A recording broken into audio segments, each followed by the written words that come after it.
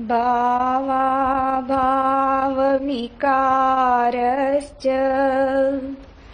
स्वभावातिति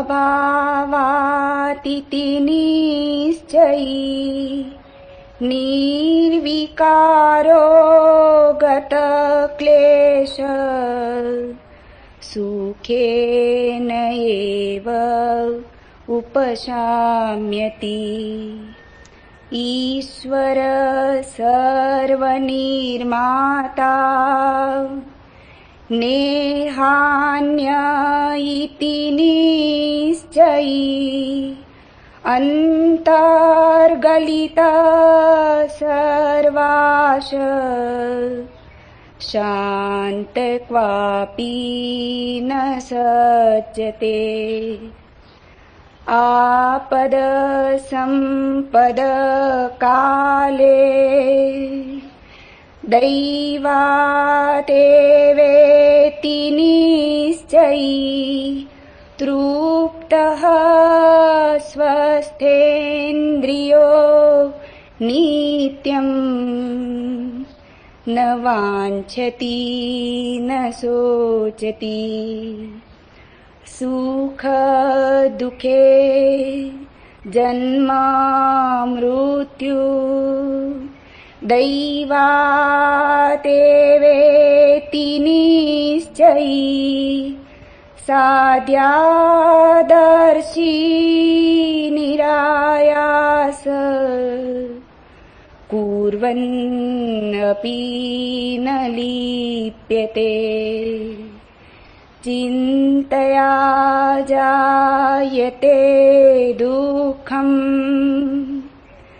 नान्यथा इति निश्चयी तया हि न सुखी शान्त सर्वत्र गलितस्पृह।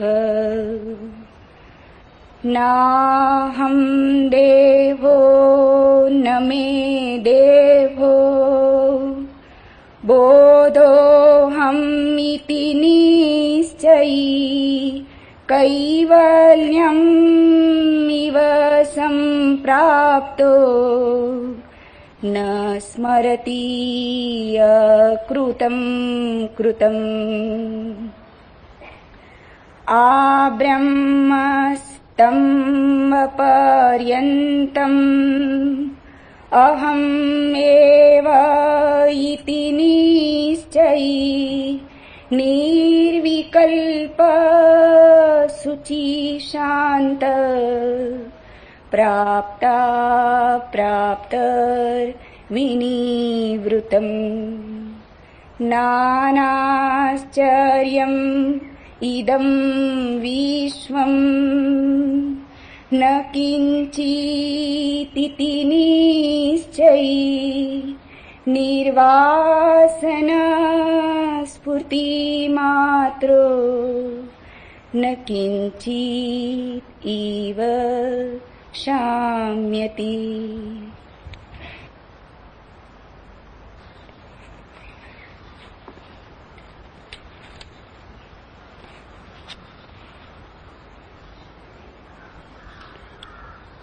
मनुष्य है एक अजनबी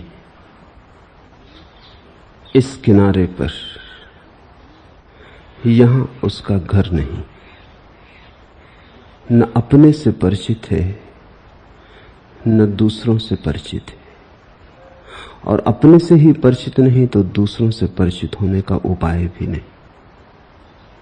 लाख उपाय हम करते हैं कि बना लें थोड़ा परिचय, बन नहीं पाता। जैसे पानी पर कोई लकीरें खींचे, ऐसे ही हमारे परिचय बनते हैं और मिट जाते, बन भी नहीं पाते और मिट जाते। जिसे कहते हम परिवार, जिसे कहते हम समाज, सब भ्रांतियां हैं, मन को भुलाने के उपाय।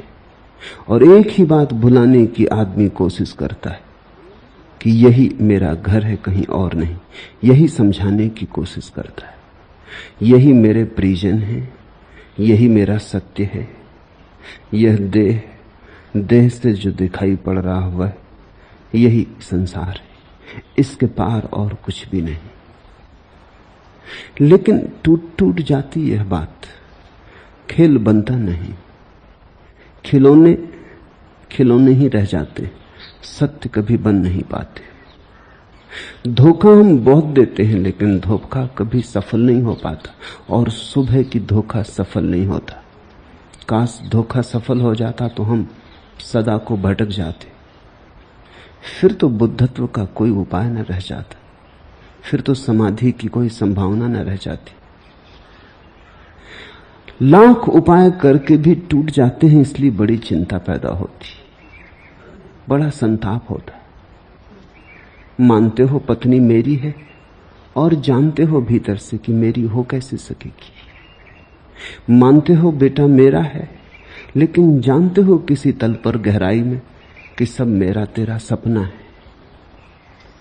तो झुठला लेते हो, समझा लेते हो, सांत्वना कर लेते हो, लेकिन भीतर उबलती रहती आग, और भीतर एक बात तीर की तरह चुभी ही रहती है कि न मुझे मेरा पता है न मुझे औरों का पता है।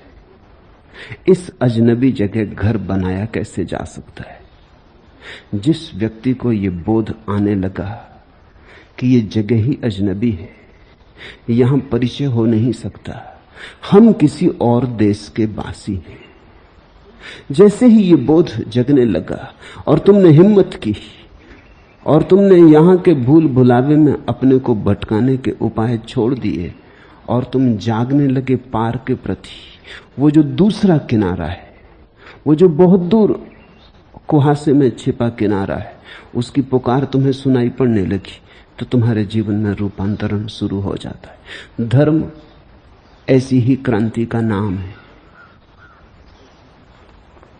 ये खाड़ियां, ये उदासी, यहां न बांधो नाव, ये और देश है साथी, यहां न बांधो नाव। दगा करेंगे मनाजिर किनारे दरिया के, सफर ही में है भलाई, यहां न बांधो नाव। फलक गवाह कि जलथल यहां है डमाडोल, जमी खिलाफ है भाई, यहां न बांधो नाव। यहां की आबो हवा में है और ही बुबास, ये सर जमी है पराई, यहां न बांधो नाव। डुबो न दे हमें ये गीत कुर्बे साहिल के, जो दे रहे हैं सुनाई, यहां न बांधो नाव। जो बेड़े आए थे इस घाट तक, अभी उनकी खबर कहीं से न आई, यहां न बांधो नाव। रहे हैं जिनसे सनासा ये आसमां वो नहीं, ये वो जमी नहीं भाई, यहां न बांधो नाव। यहां की खाक से हम भी मुसाम रखते हैं, वफा की बू नहीं आई, यहां न बांधो नाव। जो सर जमीन अजल से हमें बुलाती है, वो सामने नजर आई, यहां न बांधो नाव। सवादे साहिले मकसूद आ रहा है नजर, ठहरने में है तबाही, यहां न बांधो नाव। जहां जहां भी हमें साहिलों ने ललचाया, सदा फिराक की आई, यहां न बांधो नाव। किनारा मनमोहक तो है, यह सपनों जैसा सुंदर है, बड़े आकर्षण है यहां, अन्यथा इतने लोग भटकते ना। अनंत लोग भटकते हैं। कुछ गहरी सम्मोहन की क्षमता है इस किनारे में। इतने लोग भटकते हैं, अकारण ही ना भटकते होंगे। कुछ लुभाता होगा मन को, कुछ पकड़ लेता होगा। कभी कभार कोई एक अष्टावक्र होता है, कभी कोई जागता, अधिक लोग तो सोए सोए सपना देखते रहते। इन सपनों में जरूर कुछ नशा होगा, इतना तो तय है। और नशा गहरा होगा कि जगाने वाले आते हैं, जगाने की चेष्टा करते हैं, चले जाते हैं, और आदमी करवट बदल के फिर अपनी नींद में खो जाता है। आदमी जगाने वालों को भी धोखा दे जाता है। आदमी जगाने वालों से भी नींद का नया इंतजाम कर लेता है, उनकी वाणी से भी सामक औषधियां बना लेता है। बुद्ध जगाने आते हैं, तुम अपनी नींद को ही, अपनी नींद में ही बुद्ध को सुन लेते हो। नींद में और सपनों में तुम बुद्ध की वाणी को विकृत कर लेते हो। तुम मन चाहे अर्थ निकाल लेते हो, तुम अपने भाव डाल देते हो। जो बुद्ध ने कहा था वो तो सुन ही नहीं पाते, जो तुम सुनना चाहते थे वही सुन लेते हो, फिर करवट लेके तुम सो जाते हो। तो बुद्धत्व भी तुम्हारी नींद में ही डूब जाता है, तुम उसे भी डुबा लेते हो। लेकिन कितने ही मनमोहक हों सपने, चिंता नहीं मिटती, कांटा चुभता जाता है, सालता है, पीड़ा घनी होती जाती। देखो लोगों के चेहरे, देखो लोगों के अंतरतम में घाव ही घाव है। खूब मलहम पट्टी की है लेकिन घाव मिटे नहीं।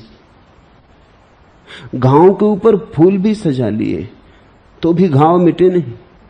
फूल रख लेने से घाव पर घाव मिटते भी नहीं।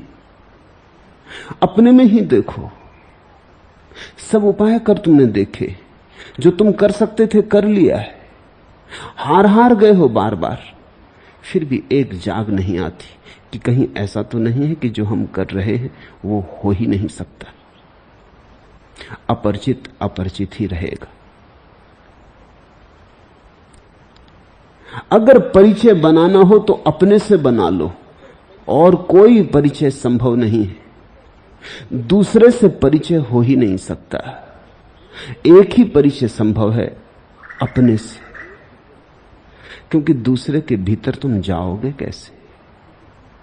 और अभी तो तुम अपने भीतर भी नहीं गए, अभी तो तुमने भीतर जाने की कला भी नहीं सीखी, अभी तो तुम अपने भी अंतरतम की सीढ़ियां नहीं उतरे, अभी तो तुमने अपने कुएं में ही नहीं झांका, अपने ही जल स्रोत में नहीं डूबे, तुमने अपने ही केंद्र को नहीं खोजा, तो दूसरे को तो तुम देखोगे कैसे? दूसरे को तुम उतना ही देख पाओगे जितना तुम अपने को देखते हो। अगर तुमने माना कि तुम शरीर हो तो दूसरे तुम्हें शरीर से ज्यादा नहीं मालूम पड़ेंगे। अगर तुमने माना कि तुम मन हो तो दूसरे तुम्हें मन से ज्यादा नहीं मालूम पड़ेंगे। यदि तुमने कभी जाना कि तुम आत्मा हो तो ही तुम्हें दूसरे में भी आत्मा की किरण का आभास होगा। हम दूसरे में उतना ही देख सकते हैं, उसी सीमा तक जितना हमने स्वयं में देख लिया। हम दूसरे की किताब तभी पढ़ सकते हैं जब हमने अपनी किताब पढ़ ली। कम से कम भीतर की वर्णमाला तो पढ़ो, भीतर के शास्त्र से तो परिचित हो, तो ही तुम दूसरे से भी शायद परिचित हो जाओ। और मजा ऐसा है कि जिसने अपने को जाना उसने पाया कि दूसरा है ही नहीं। अपने को जानते ही पता चला कि बस एक है, वही बहुत रूपों में प्रकट हुआ है। जिसने अपने को पहचाना उसे पता चला परिधि हमारी अलग अलग, केंद्र हमारा एक है। जैसे हम भीतर जाते हैं वैसे ही हम एक होने लगते, जैसे हम बाहर की तरफ आते हैं वैसे ही अनेक होने लगते। अनेक का अर्थ है बाहर की यात्रा, एक का अर्थ है अंतर यात्रा। तो जो दूसरे को जानने की चेष्टा करेगा, दूसरे से परिचित होना चाहेगा। पुरुष स्त्री से परिचित होना चाहता है, स्त्री पुरुष से परिचित होना चाहती। हम मित्र बनाना चाहते, हम परिवार बनाना चाहते, हम चाहते हैं अकेले ना हो। अकेले होने में कितना भय लगता है, कैसी कठिनाई हो जाती हैं वे घड़ियां जब हम अकेले होते, कैसी कठिन और दूभर, झेलना मुश्किल। क्षण क्षण ऐसे कटता जैसे वर्ष कटते हो, समय बड़ा लंबा हो जाता, संताप बहुत सघन हो जाता, समय बहुत लंबा हो जाता। तो हम दूसरे से परिचय बनाना चाहते हैं ताकि ये अकेलापन मिटे। हम दूसरे से परिवार बनाना चाहते हैं ताकि ये अजनबीपन मिटे, किसी तरह टूटे ये अजनबीपन, लगे कि ये हमारा घर है। सांसारिक व्यक्ति में उसी को कहता हूं जो इस संसार में अपना घर बना रहा। हमारा शब्द बड़ा प्यारा है, हम सांसारिक को गृहस्थ कहते हैं, लेकिन तुमने उसका ऊपरी अर्थ ही सुना है। तुमने इतना ही जाना है जो घर में रहता है वो सन्यासी, वो संसारी है। नहीं, घर में तो सन्यासी भी रहते, छप्पर तो उन्हें भी चाहिए पड़ेगा। उस घर को चाहे आश्रम कहो, चाहे उस घर को मंदिर कहो, चाहे स्थानक कहो, मस्जिद कहो, इससे कुछ फर्क पड़ता नहीं। घर तो उन्हें भी चाहिए होगा। नहीं, घर का भेद नहीं है, भेद कहीं गहरे में होगा। संसारी में उसको कहता हूं जो इस संसार में घर बना रहा है, जो सोचता है यहां घर बन जाएगा, जो सोचता है कि हम यहां के वासी हो जाएंगे, हम किसी तरह उपाय कर लेंगे। और सन्यासी वही है जिससे ये बात समझ में आ गई, यहां घर बनता ही नहीं। जैसे 2 और 2 5 नहीं होते, ऐसे उसे बात समझ में आ गई कि यहां घर बनता ही नहीं। तुम बनाओ, गिर गिर जाता है। यहां जितने घर बनाओ सभी ताश के पत्तों के घर सिद्ध होते। यहां तुम बनाओ कितने ही घर, सब जैसे रेत में बच्चे घर बनाते, ऐसे सिद्ध होते। हवा का झोंका आया नहीं कि गए, ऐसे मौत का झोंका आता है, सब विसर्जित हो जाता है। यहां घर कोई बना नहीं पाया। जिस दिन तुम्हें यह दिखाई पड़ जाता है कि यहां कोई घर बना नहीं पाया, घर बनना इस जगत के नियम में ही नहीं है, उसी दिन तुम्हारे जीवन में सन्यास का पदार्पण होता। उसी दिन तुम्हारे जीवन में उस दूसरे किनारे की गहन अभिप्सा जागती, एक पुकार उठती, एक अहिर्निश खिंचाव, एक चुनौती। तुम चल पड़ते एक नई यात्रा पर। जब तुम संसार से परिचित होने का ख्याल छोड़ देते हो, तभी परमात्मा से परिचित होने का उपाय शुरू होता है। जब तुम ये भूल ही जाते हो कि दूसरा अपना हो सकता है, तब तुम अपने भीतर उतरने लगते, क्योंकि अब और कोई जगह ना रही जहां घर बनाए। बाहर कोई स्थान नहीं, भीतर ही जाना होगा। अष्टावक्र के ये सूत्र उस अंतर यात्रा के बड़े गहरे पड़ाव स्थल है। एक एक सूत्र को खूब ध्यान से समझना। ये बातें ऐसी नहीं कि तुम बस सुन लो, कि बस ऐसे ही सुन लो। ये बातें ऐसी हैं कि गुनोगे तो ही सुना। ये बातें ऐसी हैं कि ध्यान में उतरेंगी, अकेले कान में नहीं, तो ही पहुंचेंगी तुम तक। तो बहुत मौन से, बहुत ध्यान से। इन बातों में कुछ मनोरंजन नहीं। ये बातें तो उन्हीं के लिए हैं जो जान गए कि मनोरंजन मूढ़ता है। ये बातें तो उनके लिए हैं जो प्रौढ़ हो गए, जिनका बचपनापन गया, अब जो घर नहीं बनाते, अब जो खेल खिलौने नहीं सजाते, अब जो गुड्डा गुड्डियों के विवाह नहीं रचते, अब जिन्हें एक बात की जाग आ गई है कि कुछ करना है, कुछ ऐसा आत्यंतिक कि अपने से परिचय हो जाए। अपने से परिचय हो तो चिंता मिटे, अपने से परिचय हो तो दूसरा किनारा मिले, अपने से परिचय हो तो सबसे परिचय होने का द्वार खुल जाए। जैसे ही कोई व्यक्ति अंतरतम की गहराई में डूबता है, एक दूसरे ही लोक का उदय होता है, ऐसे लोक का जहां तुम अपनी नाव बांध सकते हो, एक ऐसा किनारा जो तुम्हारा है। पहला सूत्र, अष्टावक्र ने कहा, भाव और अभाव का विकार स्वभाव से होता है। ऐसा जो निश्चयपूर्वक जानता है, वह निर्विकार और क्लेश रहित पुरुष सहज ही शांति को प्राप्त होता है। सीधे साधे शब्द पर बड़े अर्थ गर्भित। भाव अभाव विकारस्य स्वभावदिति निश्चयी निर्विकारो गत क्लेशा सुखे नैवोप साम्यति। भाव अभाव विकारा स्वभावात्। अष्टावक्र इस पहले सूत्र में कहते हैं कि जो भी पैदा होता है, जो भी बनता है, मिटता है, आता है जाता है, भाव हो अभाव हो, सुख हो दुख हो, जन्म हो मृत्यु हो, जहां भी आवागमन है, आना जाना है, बनना मिटना है, समझना वहां प्रकृति का खेल है। तुम में ना तो कभी कुछ उठता ना कभी कुछ गिरता, न भाव ना अभाव, तुम सदा एक रस।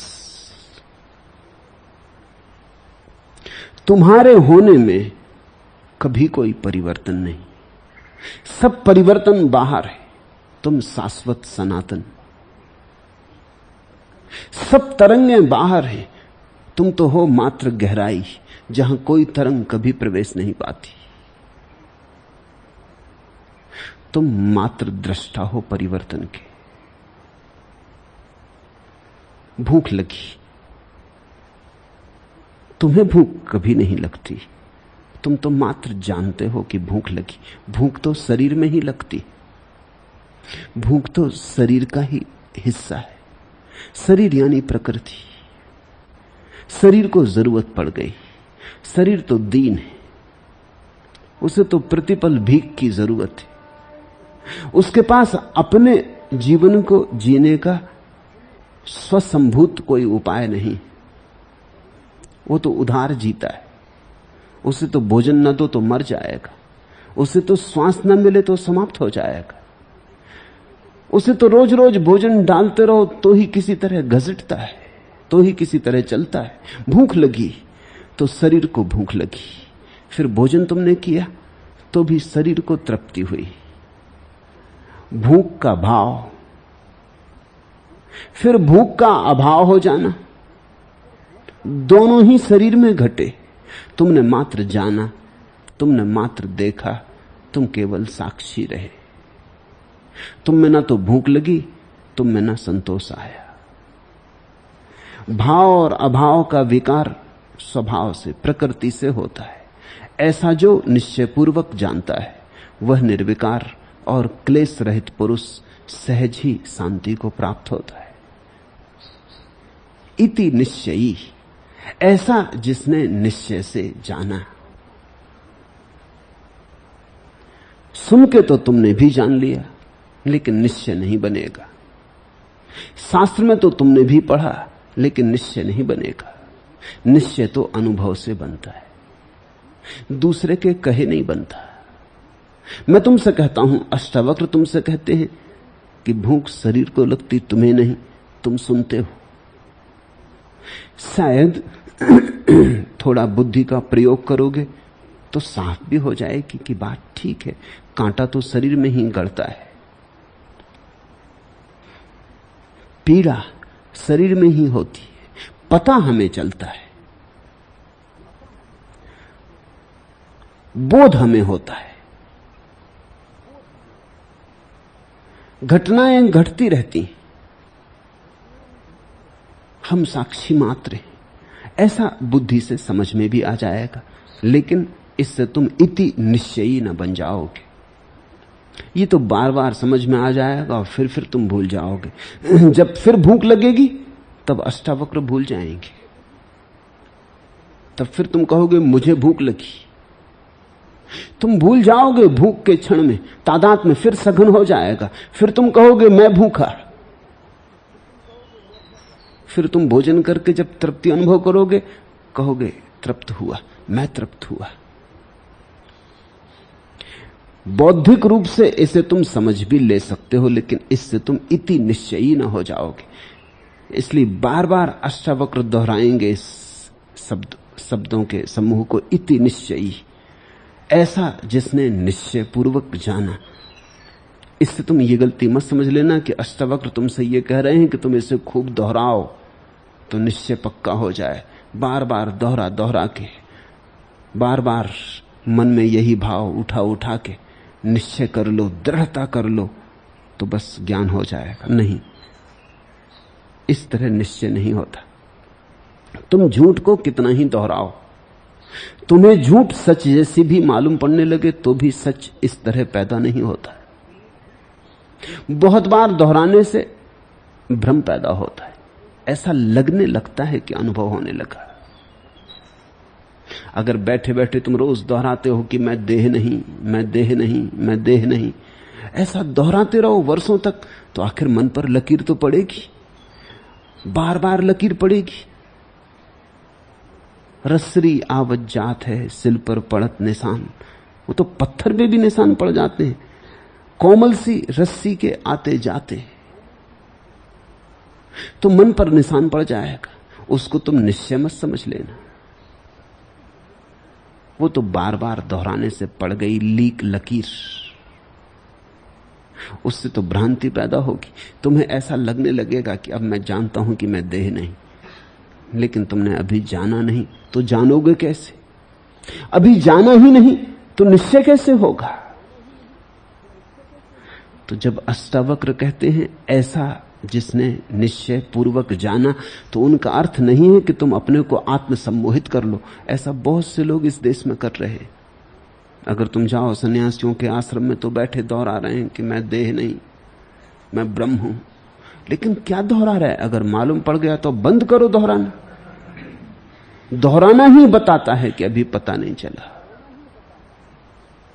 तो 2-4 दिन के लिए छोड़ो, फिर देखो। 2-4 दिन छोड़ने को भी वो राजी नहीं होंगे, क्योंकि वो कहेंगे उससे तो निश्चय में कमी आ जाएगी। ये भी कोई निश्चय हुआ कि 2-4 दिन न दोहराया तो बात खत्म हो गई?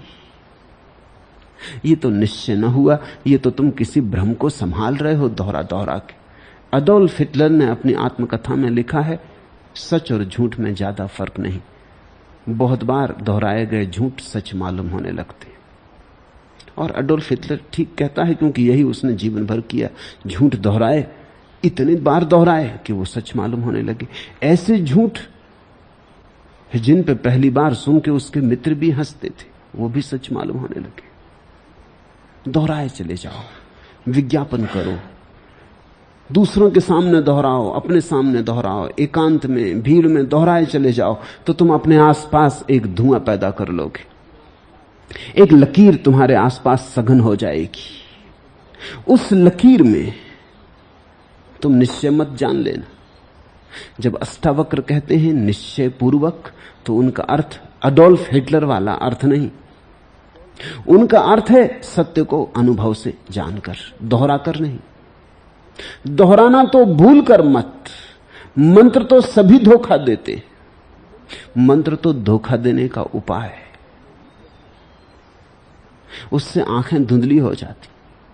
बार बार दोहराने से शब्द रट जाते, रट जाने से शब्द तुम्हारे चित्त पर घूमने लगते, लेकिन तुम्हारी अनुभूति इससे निर्मित नहीं होती। इति निश्चयी का अर्थ है जिसने सुना, जिसने गुना, और फिर जिसने जीवन में प्रयोग किया। अब जब भूख लगे तो देखना। मैं तुमसे नहीं कहता कि दोहराना कि मैं देह नहीं, मैं कहता जब भूख लगे तो देखना, जागना, थोड़ा होश संभालना, देखना भूख कहां लगी। तत्क्षण तुम पाओगे भूख शरीर में लगी। ये कोई अष्टावक्र के कहने से थोड़ी, मेरे कहने से थोड़ी, किसी के कहने से थोड़ी, ये तो भूख लगती ही शरीर में। इसको दोहराने की जरूरत नहीं, सिर्फ जानने की जरूरत है, इसे देखने की जरूरत है, पहचानने की जरूरत है, प्रतिभिज्ञा चाहिए। जब भूख लगे तो गौर से देखना कहां लग रही, पाओगे पेट में लग रही, और गौर से देखना। और तब यह भी देखना कि जो देखने वाला है, ये जो देख रहा भूख को लगते, इसको कहीं भूख लग रही? तुम अचानक पाओगे वहां कोई भूख का पता नहीं, वहां भूख की छाया भी नहीं पड़ती। जैसे दर्पण के सामने तुम खड़े हो जाते हो तो दर्पण में तुम्हारा प्रतिबिंब बनता है। दर्पण में कुछ बनता थोड़े ही, दर्पण में कोई अंतर थोड़ी पड़ता तुम्हारे खड़े हो जाने से। प्रतिबिंब कुछ है थोड़ी, तुम हटे कि प्रतिबिंब गया। दर्पण में तो कुछ भी नहीं बना, सिर्फ बनने का आभास हुआ। वो आभास भी तुम्हें हुआ, दर्पण को वो आभास भी नहीं हुआ। चैतन्य तो दर्पण जैसा है, उसके सामने घटनाएं घटती हैं, प्रतिबिंब बनते हैं, बस। घटनाएं समाप्त हो जाती, प्रतिबिंब खो जाते, दर्पण फिर खाली का खाली, फिर अपने अनंत खालीपन में आ गया। वही तो दर्पण की शुद्धि है, उसका अनंत खालीपन। निर्विकार गत क्लेशा। और जिस व्यक्ति को यह निश्चय से प्रतीति हो गई कि सब खेल प्रकृति में चलता, मैं दृष्टा मात्र हूं, उसके सब क्लेश समाप्त हो जाते, सब विकार शून्य हो जाते। निर्विकार गत क्लेशा, वो विकार शून्य हो जाता और समस्त क्लेश के पार हो जाता, विगत हो जाता। अब उसे कोई क्लेश नहीं हो सकता। भूख लगे तो भी वो जानता कि शरीर को लगी, उपाय भी करता है, नहीं कि उपाय नहीं करता, शरीर को भोजन की जरूरत है, ये भी जानता है,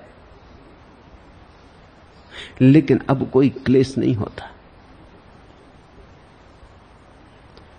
अब दर्पण इस भ्रांति में नहीं पड़ता कि मुझ पर कोई चोट पड़ रही। कांटा लगता है तो ज्ञानी भी कांटा निकालता है। जहां तक कांटा निकालने का संबंध है, ज्ञानी अज्ञानी में कोई फर्क नहीं। धूप पड़ती है तो ज्ञानी भी छाया में बैठता है। जहां तक छाया में बैठने का संबंध है, ज्ञानी अज्ञानी में कोई फर्क नहीं। अगर बाहर से तुम देखोगे तो ज्ञानी अज्ञानी में कोई भी फर्क ना पाओगे। क्या फर्क है? लेकिन भीतर अनंत फर्क है, बोध का भेद है। जब कांटा गड़ता तो ज्ञानी निकालता, लेकिन जानता शरीर में घटना घटी, पीड़ा भी शरीर में है, प्रतिबिंब मुझ में। फिर कांटा निकल जाता तो पीड़ा से मुक्ति हुई, वह भी शरीर में है, पीड़ा से मुक्ति हुई, इसका प्रतिबिंब मुझ में। बड़ी दूरी पैदा हो जाती, जैसे शरीर अनंत दूरी पर हो जाता, ज्ञानी शरीर से बड़ी दूर हो जाता। ज्ञानी शरीर में होता ही नहीं। जैसे जैसे ज्ञान सघन होता है, ज्ञानी शरीर से दूर होता जाता है। और आश्चर्य की बात यह है कि जैसे जैसे ज्ञानी दूर होने लगता है, वैसे वैसे प्रतिबिंब सुस्पष्ट बनता है। तो जब बुद्ध के पैर में कांटा गड़ेगा तो शायद तुमने सोचा हो उन्हें पीड़ा नहीं होती। मैं तुमसे कहना चाहता हूं, उनकी पीड़ा का बोध तुमसे ज्यादा स्पष्ट होगा। स्वभावतः उनका दर्पण ज्यादा निर्मल है। जिस दर्पण पे धूल जमी, उसमें कहीं प्रतिबिंब साफ बनते। जिस दर्पण पे कोई धूल नहीं रही, निर्विकार हुआ, उस पर प्रतिबिंब बड़े साफ बनते। बुद्ध की संवेदनशीलता निश्चित ही तुमसे कई गुना, अनंत गुना ज्यादा होगी, फिर भी क्लेश नहीं होगा। दर्पण शुद्ध है, प्रतिबिंब साफ बनते, लेकिन क्लेश बिल्कुल नहीं होता। क्योंकि क्लेश का अर्थ तुम समझ लो, क्लेश का अर्थ है शरीर का, आत्मा का तादात्म्य। जैसे ही तुमने अपने को शरीर से जोड़ा और कहा मुझे भूख लगी, क्लेश हुआ। क्लेश ना तो शरीर में है ना आत्मा में, शरीर और आत्मा के मिलन में। जहां दोनों ने भ्रांति की कि हम एक हुए, वहीं क्लेश का जन्म होता।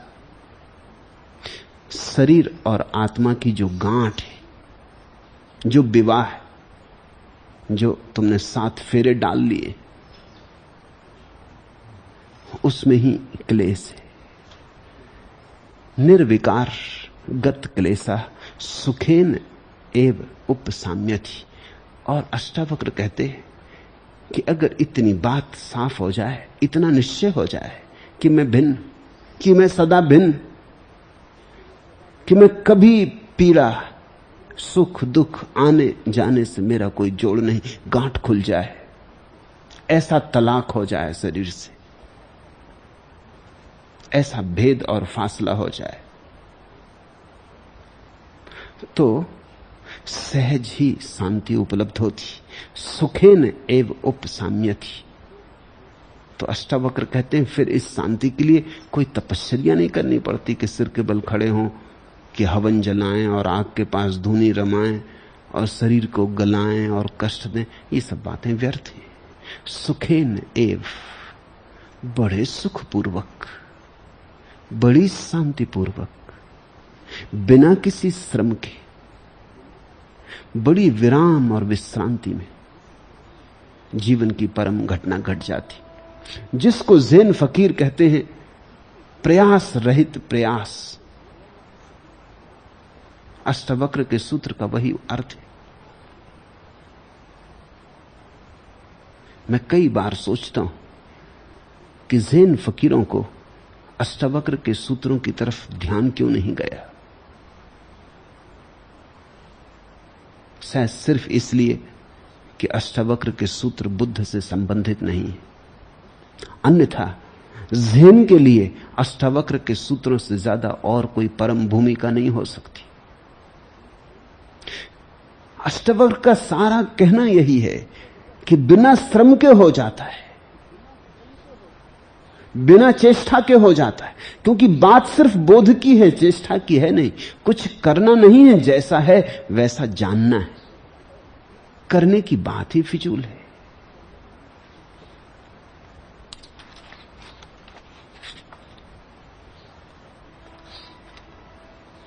खोजियो तुम नहीं मानोगे, लेकिन संतों का कहना सही है। जिस घर में हम घूम रहे हैं उससे निकलने का रास्ता नहीं है। शून्य और दीवार दोनों एक है, आकार और निराकार दोनों एक है। जिस दिन खोज शांत होगी तुम आपसे यह जानोगे कि खोज पाने की नहीं खोने की थी, यानी तुम सचमुच में जो हो वही होने की थी। खोजियो तुम नहीं मानोगे, लेकिन सत्य ऐसा ही है। खोजना नहीं है, तुम उसे लिए ही बैठे हो। कहीं जाना नहीं है, तुम उसके साथ ही पैदा हुए हो। सत्य तुम्हारा स्वभाव सिद्ध अधिकार है। तुम चाहो तो भी उसे छोड़ नहीं सकते। तुम चाहो भी कि उसे गंवा दें तो गंवा नहीं सकते, क्योंकि तुम ही वही हो। कैसे गंवाओगे? कहां तुम जाओगे? जहां तुम जाओगे सत्य तुम्हारे साथ होगा। ये कहना ही ठीक नहीं कि सत्य तुम्हारे साथ होगा, क्योंकि इससे लगता है जैसे दो हैं। तुम सत्य हो, तत्वमसि, तुम वही हो। तो छोड़ोगे कैसे? भागोगे कैसे? बचोगे कैसे? चले जाओ गहनतम नरक में, अंधकार से अंधकार में, क्या फर्क पड़ेगा? तुम ही रहोगे। भटको खूब, भूल जाओ बिल्कुल अपने को। तुम्हारे भूलने से कुछ भी अंतर ना पड़ेगा। तुम ही रहोगे। भूलो कि जागो, तुम ही रहोगे। जिस दिन खोज शांत होगी तुम आपसे आप यह जानोगे कि खोज पाने की नहीं खोने की थी, यानी तुम सचमुच में जो हो वही होने की थी। इसलिए अष्टावक्र कह पाते हैं सुखेन एव उपसाम्यति, बड़े सुखपूर्वक घट जाती क्रांति। पत्ता भी नहीं हिलता और घट जाती क्रांति। श्वास भी नहीं बदलनी पड़ती, पैर भी नहीं उठाना पड़ता, कहीं गए बिना आ जाती मंजिल। क्योंकि मंजिल तुम अपने भीतर लिए चल रहे हो। तुम्हारा घर तुम्हारे भीतर से, वो दूसरा किनारा तुम्हारे भीतर से। एक है किनारा तुम्हारे बाहर और एक है किनारा तुम्हारे भीतर। तुम्हारे भीतर और बाहर, इन दो किनारों के बीच प्रवाह है परमात्मा का। जब तुम बाहर की तरफ देखने में बिल्कुल बंध जाते हो तो एक किनारा ही रह जाता हाथ में। तब सब अन्य मालूम होते, सब भिन्न मालूम होते। जब तुम दूसरे किनारे से परिचित हो जाते हो तब सभी अनन्य मालूम होते। तब कोई भी भिन्न नहीं मालूम होता, सभी अभिन्न मालूम होते।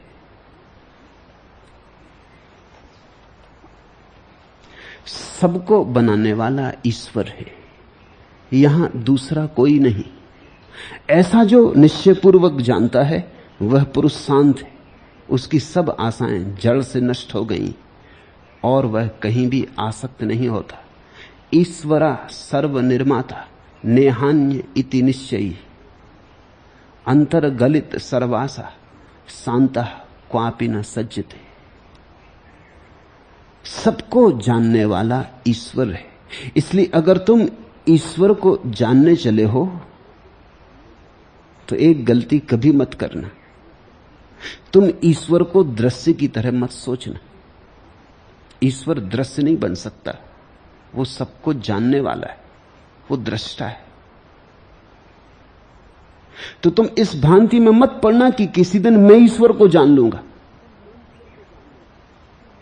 ईश्वर सबको जानने वाला है, इसलिए तुम उसे दृश्य न बना सकोगे।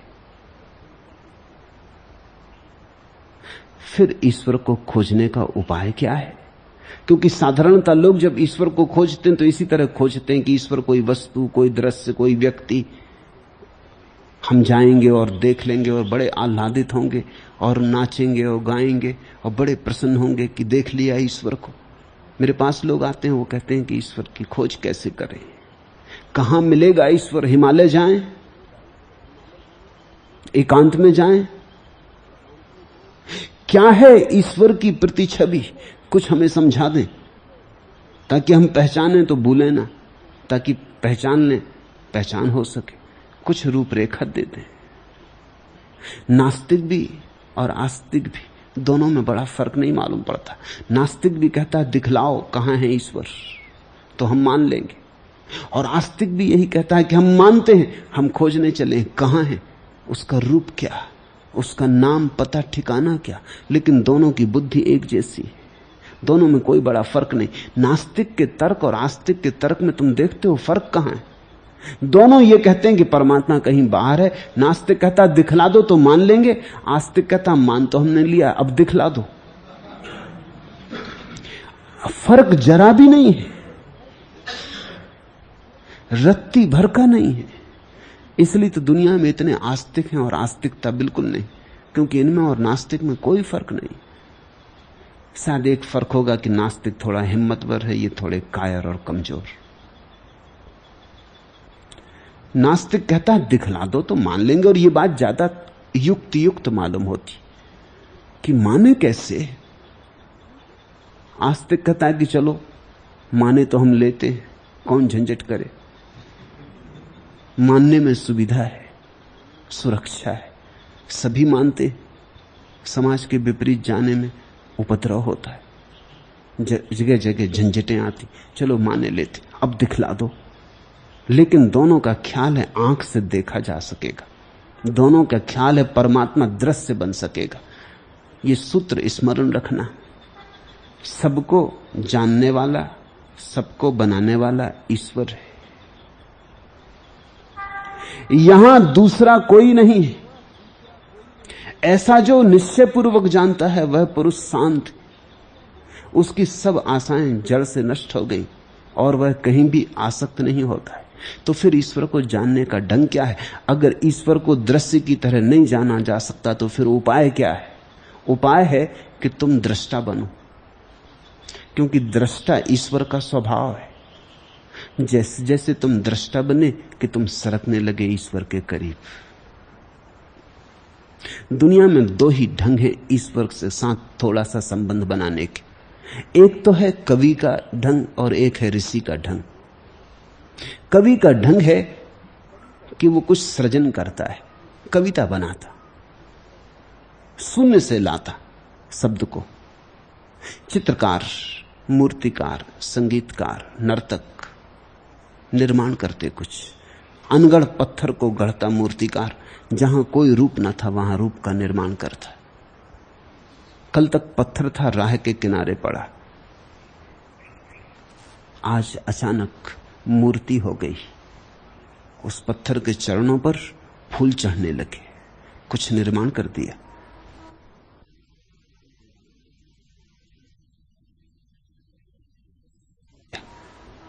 कहते हैं माइकलएंजेलो निकल रहा था एक रास्ते से और उसने किनारे पर पड़ा हुआ एक पत्थर देखा।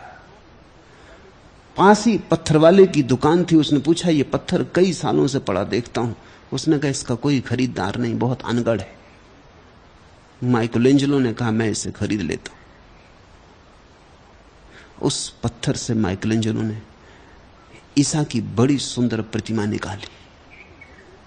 जब प्रतिमा बन गई तो वो पत्थर की दुकान वाला भी देखने आया। उसने कहा चमत्कार है, क्योंकि ये पत्थर मैं भी नहीं मानता था कि बिकेगा। ये तुमने क्या किया, कैसा जादू? माइकलेंजेलो ने कहा मैंने कुछ किया नहीं, मैं जब निकल रहा था तो इस पत्थर में छिपे हुए जीसस ने मुझे पुकारा और कहा मुझे छोड़ाओ, मुझे मुक्त करो, तुम ही कर सकोगे। मैं बंधे बंधे बहुत दिन हो गए इस पत्थर में। तो जो व्यर्थ हिस्सा था वो मैंने अलग कर दिया, मैंने कुछ किया नहीं। लेकिन एक अनूठी कृति निर्मित हो गई अनगढ़ पत्थर से। जब माइकलेंजेलो जैसा मूर्तिकार एक अनगढ़ पत्थर को एक मूर्ति में बना डालता है तो ईश्वर के करीब होने का थोड़ा सा अनुभव होता है, क्योंकि सृष्टा हुआ। जब कोई नर्तक एक नृत्य को जन्म देता है और उस नृत्य में डूब जाता है तो थोड़ी सी ईश्वर की झलक मिलती, क्योंकि ऐसा ही ईश्वर अपनी सृष्टि में डूब गया है और नाच में लीन हो गया है। जब कोई कवि एक गीत को ले आता भीतर के शून्य से पकड़ के, बड़ा कठिन है लाना, शब्द छूट छूट जाते, शून्य पकड़ में आता नहीं, लेकिन बांध लाता किसी तरह धागों में शब्दों के, भाषा के। और जब गीत का जन्म होता है तो उसके चेहरे पर जो आनंद की आभा है, वैसी ही आनंद की आभा ईश्वर ने जब सृष्टि बनाई होगी तो उसके चेहरे पर रही होगी। ख्याल रखना, ना तो कोई ईश्वर है ना कोई चेहरा है। ये तो मैं कवि की बात समझा रहा हूं तो कवि की भाषा का उपयोग कर रहा हूं। एक ढंग है सृष्टा होकर ईश्वर के पास पहुंचने का, क्योंकि वह सृष्टा है। तो तुम कुछ बनाओ। जब कोई स्त्री मां बन जाती तो उसके चेहरे पर जो आनंद की झलक है वो सृजन की झलक है। एक बच्चे को जन्म हुआ, देखा तुमने? स्त्रियां और कुछ निर्माण नहीं करती, कारण इतना ही है कि जो जीवन को निर्माण करने की क्षमता रखती और कुछ निर्माण करने की आकांक्षा नहीं रह जाती। जब एक जीवित बच्चा पैदा हो सकता है तो कौन पत्थर की मूर्ति बनाएगा? इसलिए कोई बड़ी मूर्तिकार स्त्री कभी हुई नहीं, कोई बड़ी संगीतज्ञ स्त्री कभी हुई नहीं, कोई बड़ी कवि स्त्री कभी हुई नहीं। मनोवैज्ञानिक तो कहते हैं कि पुरुष को सृजन की इतनी आकांक्षा पैदा होती है वो स्त्री से ईर्ष्या के कारण। स्त्री तो बच्चों को जन्म दे देती, पुरुष के पास जन्म देने को कुछ भी नहीं, छूछ के छूछ, बांझ। तो बड़ी बेचैनी है पुरुष के भीतर, वो भी कुछ निर्माण करे। इसलिए पुरुषों ने धर्म निर्माण किए, जैन धर्म, हिंदू धर्म, ईसाई धर्म, बौद्ध धर्म। बड़ी मूर्तियां बनाई, अजंता, एलोरा, खजुराहो। बड़े चर्च, बड़े मंदिर बनाए, बड़े काव्य लिखे, कालिदास, शेक्सपियर, मिल्टन। स्त्री उस अनुभव को, उस पुलक को उपलब्ध हो जाती जब बच्चे का जन्म होता। तब इस जन्मे बच्चे को अपने ही भीतर के शून्य से आए हुए जीवन को देखकर पुलकित हो जाती। इसलिए जब तक स्त्री को बच्चा न पैदा हो तब तक कुछ कमी रहती, चेहरे पर कुछ भाव शून्य रहता। स्त्री अपने परम सौंदर्य को उपलब्ध होती मां बनकर, क्योंकि मां बनके वो सृष्टा हो जाती। थोड़ा सा सृष्टि का रस उस पर भी बरस जाता, थोड़ी बदली उस पर भी बरखा कर जाती। पुरुष भी जब कुछ बना लेता तो प्रमुदित होता, आह्लादित होता, आनंदित होता। कहते हैं आर्किमिडीज ने जब पहली दफा कोई गणित का सिद्धांत खोज लिया तो वो टब में लेटा हुआ था। लेटे लेटे उसी आराम में उसे सिद्धांत समझ में आया, अनुभूति हुई, एक द्वार खुला। वो इतना मस्त हो गया, भागा निकल के, क्योंकि सम्राट ने उससे कहा था ये सिद्धांत खोज लेने को। वो भूल ही गया कि नंगा है। राह पे भीड़ इकट्ठी हो गई और वो चिल्ला रहा है, इरेका इरेका, पा लिया। लोगों ने पूछा पागल हो गए हो? नंगे हो तब उसे होश आया, भागा घर में, उसने कहा ये तो मुझे ख्याल ही ना रहा। सृजन का आनंद पा लिया। उस घड़ी आदमी वैसा ही है जैसा परमात्मा। एक थोड़ी सी किरण उतरती।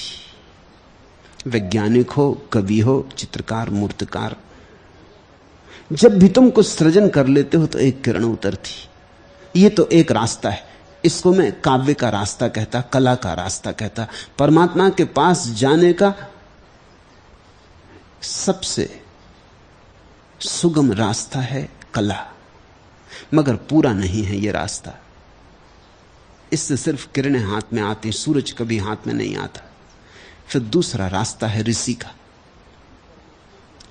ऋषि परमात्मा को जानता है साक्षी होकर, कवि जानता है सृष्टा होकर। सृष्टा हम कितने ही बड़े हो जाएं, हमारी सृष्टि छोटी ही रहेगी, क्योंकि सृष्टि के लिए हमें शरीर का उपयोग करना पड़ेगा। इन्हीं हाथों से तो बनाओगे ना मूर्ति, ये हाथ ही छोटे हैं। इन हाथों से बनी मूर्ति कितनी ही सुंदर हो तो भी छोटी रहेगी।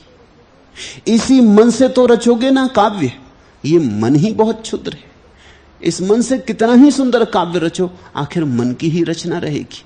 तो थोड़ी सी किरण तो उतरेगी, लेकिन पूरा परमात्मा नहीं ख्याल में आएगा। साक्षी, साक्षी में ना तो शरीर की जरूरत है ना मन की जरूरत है, तो सब सीमाएं छूट गई।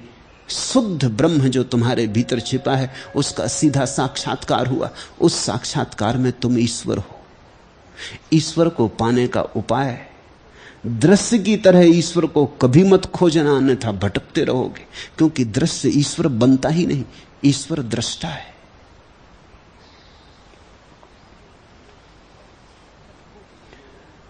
सबको बनाने वाला, सबको जानने वाला ईश्वर है, यहां दूसरा कोई नहीं। ऐसा जो निश्चय पूर्वक जानता है वह पुरुष शांत है। फिर कैसी अशांति? जब एक ही है फिर कैसी अशांति? द्वंद्व ना रहा, द्वैत ना रहा, दुविधा ना रही, दुई ना रही, फिर कैसी अशांति? कलह करने का उपाय ना रहा। तुम ही तुम हो, मैं ही हूं, एक ही है। एक रस सब हुआ तो शांति अनायास सिद्ध हो जाती। उसकी सब आशाएं जड़ से नष्ट हो गई। जिसने ऐसा जाना कि ईश्वर ही है, अब उसकी कोई आशा नहीं, कोई आकांक्षा नहीं, क्योंकि अब अपनी आकांक्षा ईश्वर पर थोपने का क्या प्रयोजन? वो जो करेगा ठीक ही करेगा।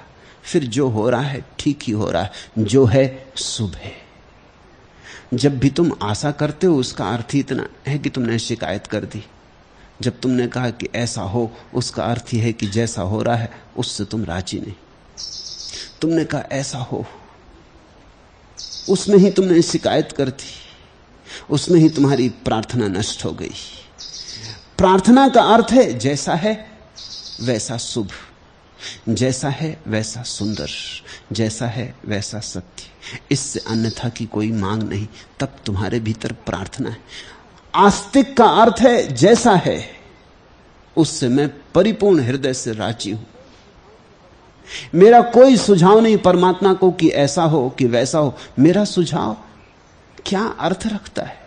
क्या मैं परमात्मा से स्वयं को ज्यादा बुद्धिमान मान बैठा हूं? जब एक ही है तो जो भी हो रहा है ठीक ही हो रहा है, और जब सभी ठीक हो रहा है तो अशांति खो ही जाती। अंतर्गलित सर्वासा, ऐसे व्यक्ति के भीतर से आशा, निराशा, वासना, आकांक्षा सब गलित हो जाती, विसर्जित हो जाती। फिर आसक्ति का भी कोई उपाय नहीं बचता। जब एक ही है तो कौन करे आसक्ति? किससे करे आसक्ति? जब एक ही है तो मन के लिए ही ठहरने की जगह नहीं बचती। उस एक में मन ऐसे खो जाता जैसे धुएं की रेखा आकाश में खो जाती।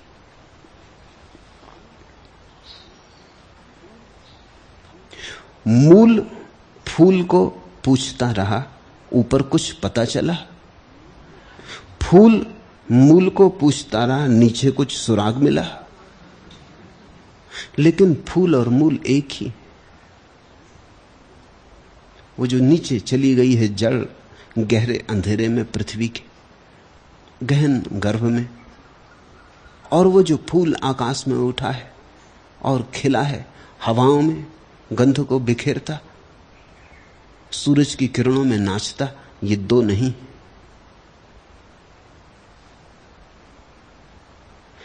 मैंने सुना है एक केचुआ सरक रहा था कीचड़ में, वो अपनी ही पूंछ के पास आ गया,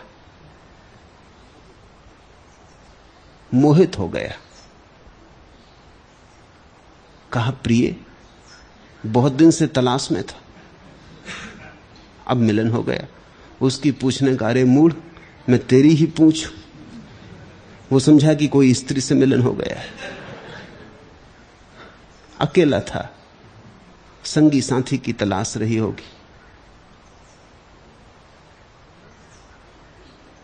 मूल फूल को पूछ रहा, फूल मूल को पूछ रहा, दोनों एक है। कौन किससे पूछे, कौन किसको उत्तर दे? विपत्ति और संपत्ति दैव योग से ही अपने समय पर आती हैं। ऐसा जो निश्चयपूर्वक जानता है वह सदा संतुष्ट और स्वस्थ इंद्रिय हुआ न इच्छा करता है न शोक करता है। आपदा संपदा काले दैवा देवेति निश्चयी तृप्ता स्वस्थ इंद्रियो नित्यम न वांछति न सोचती।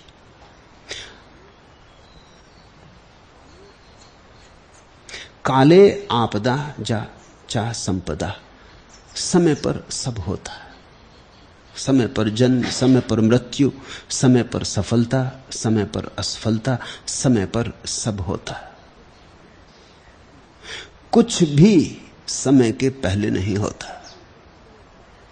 ऐसा जो जानता है कि विपत्ति और संपत्ति दैव योग से समय आने पर घटती हैं, वह सदा संतुष्ट है। फिर जल्दी नहीं, फिर अधेरी नहीं। जब समय होगा फसल पकेगी, काट लेंगे। जब सुबह होगा सूरज निकलेगा तो सूरज के दर्शन करेंगे, धूप से लेंगे। जब रात होगी विश्राम करेंगे, आराम करेंगे। सब छोड़ छाड़ डूब जाएंगे निद्रा में। सब अपने से हो रहा है और सब अपने समय पर हो रहा है। अशांति तब पैदा होती है जब हम समय के पहले कुछ मांगने लगते हैं। हम कहते हैं जल्दी हो जाए। इसलिए तुम देखते हो पश्चिम में लोग ज्यादा अशांत हैं, पूरब में कम।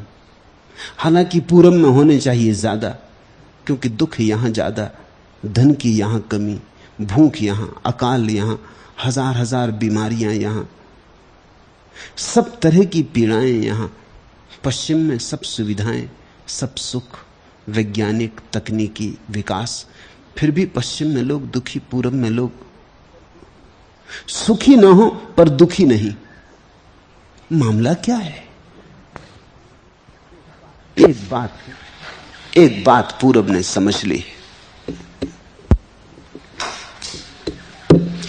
एक बात पूरब को समझ में आ गई है कि सब होता अपने समय पर होता है, हमारे किए क्या होगा।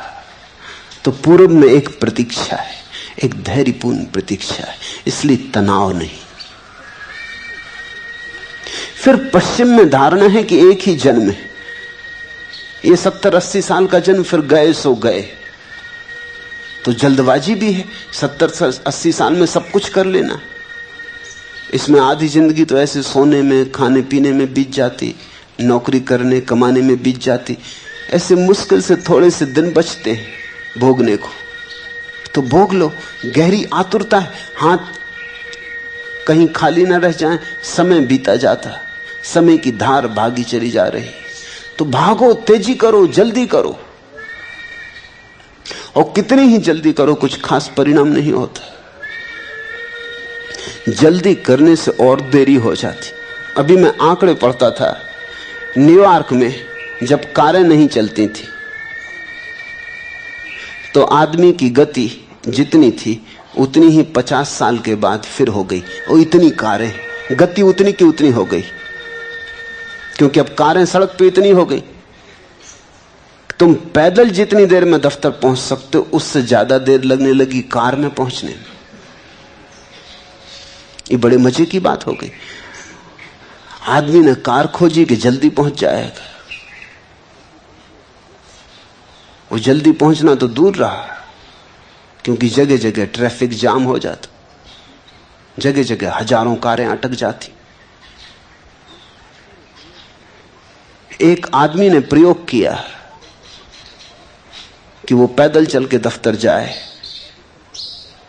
1 साल वो पैदल चल के दफ्तर गया और 1 साल कार से दफ्तर गया। वो बड़ा चकित हुआ, हिसाब बराबर हो गए, एक ही बराबर। जितनी देर कार से लगी पहुंचने में उतनी ही देर पैदल चल के पहुंचने में लगी। और पैदल चल के जो स्वास्थ्य को फायदा हुआ वो अलग, और कार में जाने से जो पेट्रोल का खर्चा हुआ सो अलग। और हाथ कुछ समझ में नहीं आता कि क्या हुआ, इतनी दौड़ धूप। कभी कभी बहुत जल्दी करने से बहुत देर हो जाती। असल में जल्दी करने वाला मन इतना आतुर हो जाता है, इतने तनाव से भर जाता है, इतना रुग्णग्रस्त, इतने बुखार से भर जाता कि जब पहुंच भी जाता तब भी पहुंचता कहां, उसका बुखार तो उसे पकड़े रहता, उसके भीतर प्राण तो कपते ही रहते हैं। वो भागा भागी ही उसका जीवन का आधार हो जाता। एक जगह से दूसरी जगह, दूसरी जगह से तीसरी जगह, एक नौकरी से दूसरी नौकरी, एक किताब से दूसरी किताब, एक गुरु से दूसरे गुरु, वो भागते ही रहता। इस पत्नी को बदलो, इस पति को बदलो, इस धंधे को बदलो, वो भागते ही रहता। आखिर में वो पाता है कि भागा खूब, पहुंचे कहीं भी नहीं। जैसे कोल्हू का बैल चलता रहे अपनी ही लीक पर गोल गोल घूमता रहता। विपत्ति और संपत्ति दैव योग से अपने समय पर आती। ऐसा जो निश्चयपूर्वक जानता है वह सदा संतुष्ट, स्वस्थ इंद्रिय हुआ, न इच्छा करता है न शोक करता है। जो आता है उसका साक्षी रहता। दुख आया तो साक्षी, सुख आया तो साक्षी, धन आया तो साक्षी, निर्धन हो गया तो साक्षी। उसके भीतर एक रास्ता बनी रहती। मत छुओ इस झील को, ककड़ी मारो नहीं, पत्तियां डारो नहीं, फूल मत बोरो और कागज की तरी इसमें नहीं छोड़ो। खेल में तुमको पुलक उन्मेष होता है, लहर बनने में सलिल को क्लेश होता है। पर हम डालते जाते कंकड़ियां वासनाओं की, आकांक्षाओं की, फेंकते चट्टाने, कंकड़ियां दूर, फेंकते चट्टाने महत आकांक्षाओं, महत्वाकांक्षाओं की। झील कपती रहती, सलिल को बहुत क्लेश होता है। साक्षी बनो, कर्ता होना छोड़ो। कर्ता होने से ही सारा उपद्रव है। पूरब का सारा संदेश एक छोटे से शब्द में आ जाता है, साक्षी बनो।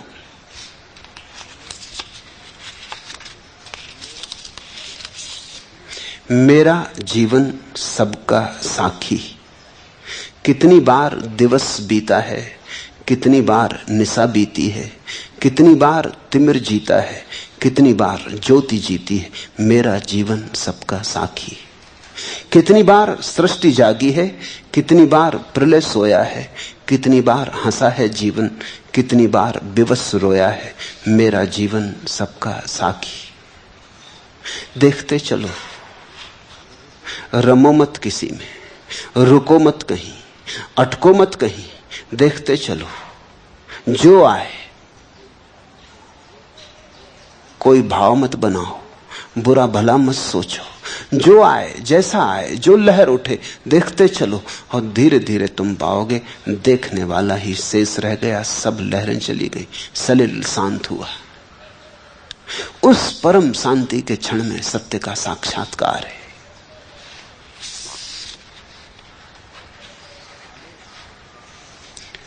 काले आपदा चा संपदा, जब आता समय होती घटनाएं। दैवात एव, ऐसा प्रभु मर्जी से। इति निश्चयी, ऐसा जिसने जाना अनुभव से। नित्यम तृप्ता, सदा तृप्त है। नित्यम तृप्ता।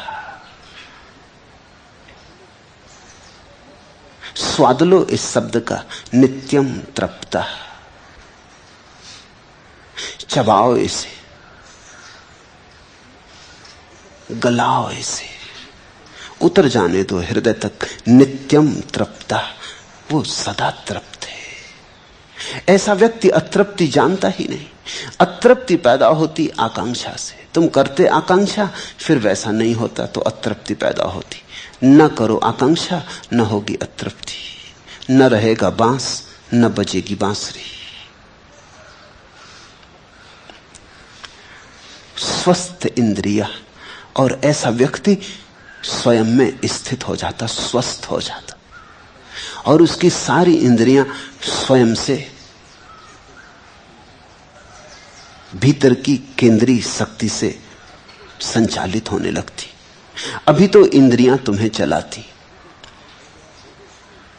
अभी तो दिखाई पड़ गया भोजन और भूख लगाती। भूख थी नहीं क्षण भर पहले। चमत्कार है, कैसे तुम धोखा दे देते हो। क्षण भर पहले गुनगुनाते चले आ रहे थे गीत, और मिठाई की दुकान से गंध आ गई, नासापुटों में भर गई, भूख लग गई, भूल गए कहां जा रहे थे, पहुंच गए दुकान में। क्षण भर पहले भूख नहीं थी, क्षण भर में कैसे लग गई। कुछ समय तो लगता भूख के लगने में, सिर्फ गंध के कारण लग गई। नहीं, नाक ने मालकियत जतला दी। नाक तुम्हें खींच कर ले गई।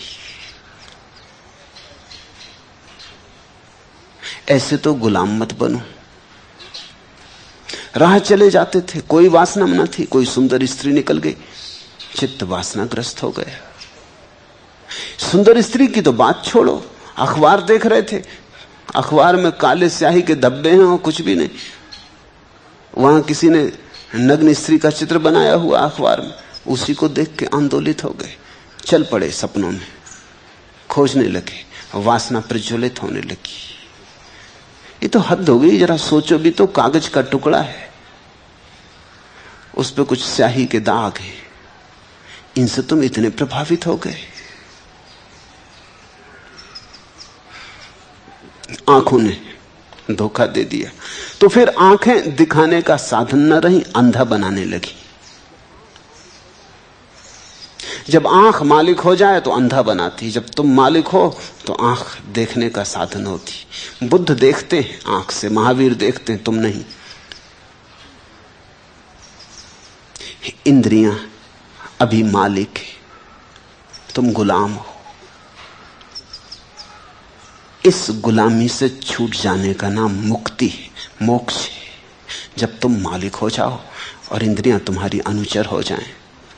स्वस्थ इंद्रिया न वांछती न सोचती। ऐसा व्यक्ति न तो किसी तरह की चिंता करता, न इच्छा करता, न शोक करता, क्योंकि सारी बात समाप्त हो गई। जो है उसके साथ परम भाव से राजी है। नित्यम तृप्ता। सुख और दुख, जन्म और मृत्यु दैव योग से ही होता है।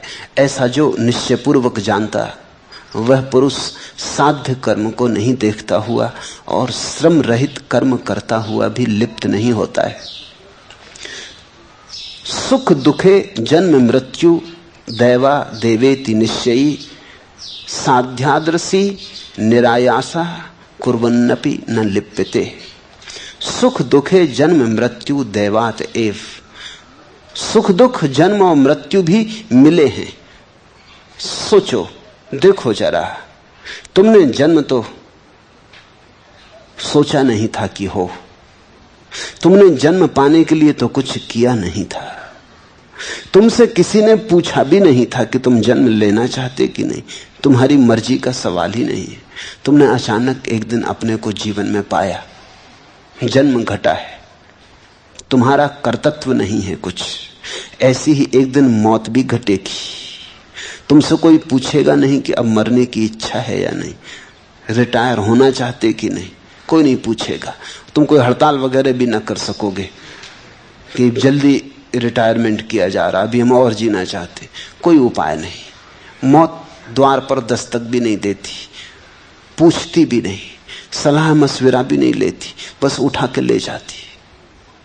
जन्म एक दिन अचानक घटता, मृत्यु एक दिन अचानक घटती। फिर इन दोनों के बीच में तुम कर्ता होने का कितना पागलपन करते हो। जब जीवन की असली घटनाओं पर तुम्हारा कोई बस नहीं, जन्म पर तुम्हारा बस नहीं, मृत्यु पर तुम्हारा बस नहीं, तो थोड़ा तो जागो। इन दोनों के बीच की घटनाओं पर कैसे बस हो सकता है? न शुरू पर बस, न अंत पर बस, तो मध्य पर कैसे बस हो सकता है? इतना ही अर्थ है जब हम कहते हैं भगवान करता, दैव योग से, भाग्य से। इतना ही अर्थ है, इसी सत्य की स्वीकृति है कि ना हम शुरू में पूछता कोई हमसे, ना बाद में हमसे कोई पूछता, तो बीच में हम नाहक शोरगुल क्यों करें? तो जब ना शुरू में कोई पूछता, ना बाद में कोई पूछता, तो बीच में भी हम क्यों नाहक चिल्लाएं, दुखी हों? तो बीच को भी हम स्वीकार करते हैं। इस स्वीकार में परम शांति है। जो निश्चय पूर्वक ऐसा जानता, फिर उसके लिए कुछ साध्य नहीं रह गया। परमात्मा जो करवाता वो करता। जब तुम्हारा कोई साध्य नहीं रह गया, तो फिर जीवन में कभी विफलता नहीं होती। परमात्मा हराता तो तुम हारते, परमात्मा जिताता तो तुम जीतते। जीत तो उसकी, हार तो उसकी। ऐसा व्यक्ति श्रम रहित हुआ, कर्म करता हुआ। ख्याल करना इन शब्दों पर, श्रम रहित हुआ, कर्म करता हुआ। श्रम तो समाप्त हो गया, अब कोई मेहनत नहीं है जीवन में, अब तो खेल है। वो जो करवाता, जैसे नाटक, पीछे नाटककार छिपा है, वो जो कहलवाता हम कहते हैं, वो जो प्रांप्ट करता पीछे से, वो हम दोहराते। वो जैसा वेशभूषा सजा देता, हम वैसी वेशभूषा कर लेते। वो राम बना देता तो राम बन जाते, रावण बना देता तो रावण बन जाते। कोई ऐसा थोड़ी कि रावण झंझट खड़ी करता है कि मुझको रावण क्यों बनाया जा रहा है, मैं राम बनूंगा। ऐसी झंझट कभी कभी हो जाती तो झंझट मालूम होती है, मूढ़तापूर्ण मालूम होती। एक गांव में ऐसा हुआ, रामलीला होती थी, और जब सीता का स्वयंवर रचा तो रावण भी आया था, और संभावना थी कि रावण धनुष को तोड़ दे। लेकिन तत्क्षण राजनीति का पुराना जाल, खबर आई लंका से कि लंका में आग लग गई है, जो कि बात झूठी थी, कूटनीतिक थी। वहीं से तो रामायण का सारा उपद्रव शुरू हुआ। तो लंका में आग लग गई तो भागा, पकड़ा होगा एरोप्लेन रावण ने उसी क्षण,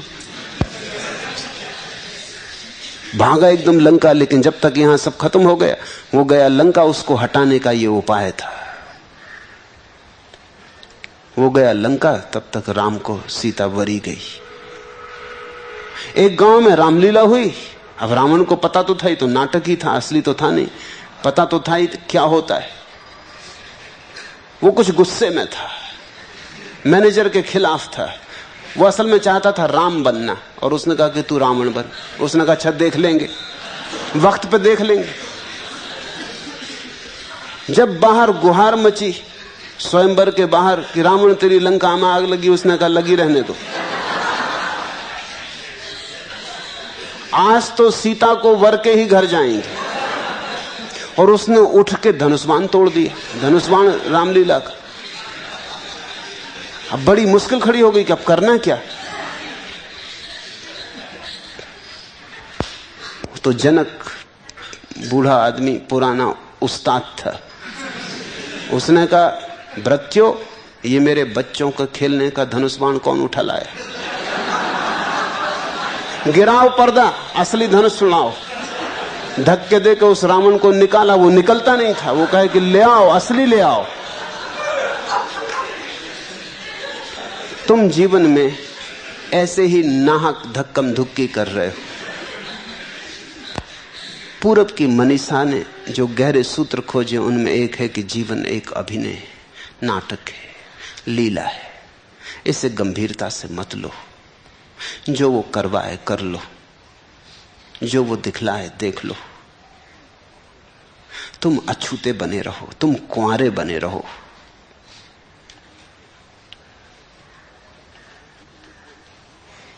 और तब तुम्हारे जीवन में कोई श्रम ना होगा, क्योंकि कोई तनाव ना होगा। कर्म तो होगा, श्रम ना होगा। श्रम ना होगा, कर्म होगा। इसका अर्थ हुआ कर्म तो होगा, कर्ता ना होगा। जब कर्ता होता तो श्रम होता है, तब चिंता होती। अब कर्ता तो परमात्मा है, हार जीत उसकी है, सफलता असफलता उसकी है। तुम तो सिर्फ एक उपकरण मात्र हो, निमित्त मात्र। सब चिंता खो जाती। इस संसार में चिंता से दुख उत्पन्न होता है, अन्यथा नहीं। ऐसा जो निश्चय पूर्वक जानता है वह सुखी और शांत है, सर्वत्र उसकी स्पृहा गलित है और वह चिंता से मुक्त है। चिंतया जायते दुखा नान्य थे हेति निश्चयी तया हीना सुखी शांता सर्वत्र गलित स्पृहा। चिंतया दुखम जायते, चिंता से दुख। चिंता पैदा होती कर्ता के भाव से। जैसे ही तुम स्वीकार कर लेते हो कि मैं कर्ता नहीं हूं, फिर कैसी चिंता। चिंता है कर्ता की छाया। तुम चिंता तो छोड़ना चाहते हो, कर्तत्व नहीं छोड़ना चाहते। तुम रहना तो चाहते हो कर्ता, कि दुनिया को दिखा दो कि तुमने ये किया, ये किया, ये किया, कि इतिहास में नाम छोड़ जाओ कि कितना काम तुमने किया। लेकिन तुम चाहते हो चिंता ना हो। यह असंभव कि तुम मांग करते हो। जितना बड़ा तुम्हारा कर्तत्व होगा उतनी ही चिंता होगी, जितना बड़ा तुम्हारा अहंकार होगा उतनी ही तुम्हारी चिंता होगी। निश्चिंत होना हो तो निरअहंकारी हो जाओ। लेकिन निरअहंकारी का अर्थ ही होता है, एक ही अर्थ होता है कि तुम करता मत रहो। तुम जगह दे दो परमात्मा को, उसे जो करना है करने दो। तुम्हारे हाथ उसके हाथ भर रह जाएं, तुम्हारी आंखें उसकी आंखें हो जाएं, तुम्हारी देह में वो विराजमान हो जाए, तुम मंदिर हो जाओ, उसे करने दो जो करना है। तब तुम्हारे जीवन में एक बड़ा नैसर्गिक सौंदर्य होगा, एक प्रसाद होगा। तुम हार जाओगे तो भी तुम निश्चिंत सो जाओगे, तुम जीत जाओगे तो भी तनाव ना होगा मन में, तो भी तुम निश्चिंत सो जाओगे, क्योंकि तुम अब अपने सिर पर लेते ही नहीं। तुम्हारी हालत ऐसी हो जाएगी जैसे एक छोटा सा बच्चा अपने बाप का हाथ पकड़ के जाता है। जंगल है घना, बीहड़ है, पशु पक्षियों का डर है, बाप चिंतित है, बेटा मस्त है। वो बड़ी मस्त जंगल देख के उनके आनंद का ठिकाना नहीं। वो हर चीज के संबंध में प्रश्न पूछ रहा है, ये फूल क्या है, ये शेर भी सामने आ जाए तो बेटा मस्ती से खड़ा रहेगा, उसे क्या फिक्र है, बाप के हाथ में हाथ है। एक जापानी कथा है, एक युवक विवाहित हुआ, अपनी पत्नी को लेकर, समुराई था, छत्री था, अपनी पत्नी को लेकर नाव में बैठा। दूसरी तरफ उसका गांव था। बड़ा तूफान आया, अंधड़ उठा, नाव डमाडोल होने लगी, डूबने डूबने को होने लगी। पत्नी तो बहुत घबरा गई, मगर युवक शांत रहा। उसकी शांति ऐसी जैसे बुद्ध की प्रतिमा हो। उसकी पत्नी ने कहा, तुम शांत बैठे हो, नाव डूबने को हो रही, मौत करीब है। उस युवक ने झटके से अपनी तलवार बाहर निकाली, पत्नी के गले पर तलवार लगा दी। पत्नी तो हंसने लगी। उसने कहा, क्या तुम मुझे डरवाना चाहते हो? पति ने कहा, तुझे डर नहीं लगता? तलवार तेरे गर्दन पर रखी, जरा सा इशारा की गर्दन इस तरफ हो जाएगी। उसने कहा, जब तलवार तुम्हारे हाथ में है तो मुझे भय कैसा? उसने तलवार वापस रख ली। उसने कहा, ये मेरा उत्तर है, जब तूफान आंधी उसके हाथ में है तो मैं क्यों परेशान हूं? डुबाना होगा तो डूबेंगे, बचाना होगा तो बचेंगे। जब तलवार मेरे हाथ में तो तू नहीं घबराती। मुझसे तेरा प्रेम है, इसीलिए ना। कल विवाह न हुआ था, उसके पहले अगर मैंने तलवार तेरे गले पे रखी होती तो तू चीख मारती। आज तू नहीं घबराती क्योंकि प्रेम का एक सेतु बन गया। ऐसा सेतु मेरे और परमात्मा के बीच है, इसलिए मैं नहीं घबराता हूं। तूफान आए चलो ठीक, तूफान का मजा लेंगे, डूबेंगे तो डूबने का मजा लेंगे, क्योंकि सब उसके हाथ में है, हम उसके हाथ के बाहर नहीं है। फिर चिंता कैसी? चिंतया दुखम जायते अन्यथा ना। और कोई ढंग से चिंता पैदा नहीं होती, बस चिंता एक ही है कि तुम करता हो। करता हो तो चिंता, चिंता है तो दुख। इति निश्चयी सुखी शांता सर्वत्र गलित स्पृहा। ऐसा जिसने निश्चय पूर्वक जाना, अनुभव से निचोड़ा, वह व्यक्ति सुखी हो जाता, शांत हो जाता, उसकी सारी स्पृहा समाप्त हो जाती।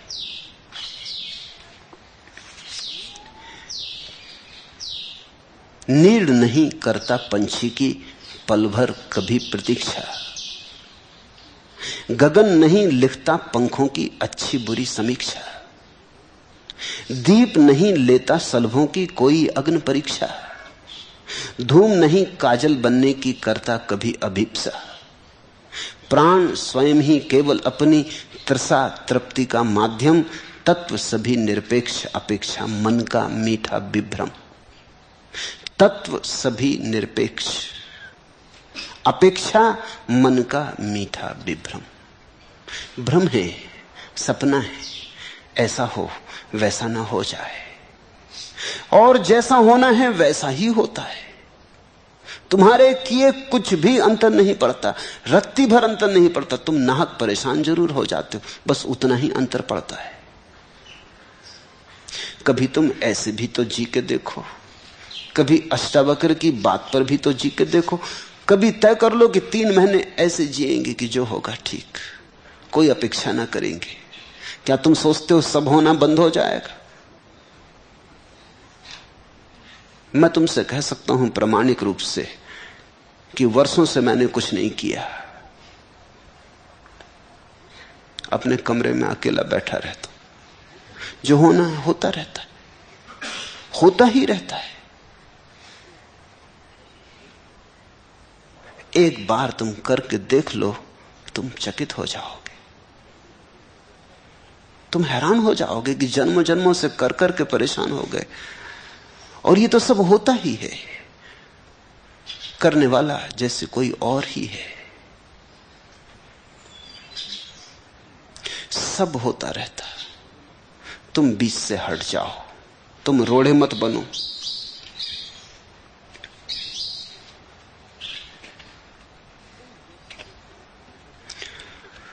तुम जैसे जैसे रोड़े बनते हो वैसे वैसे उलझते हो।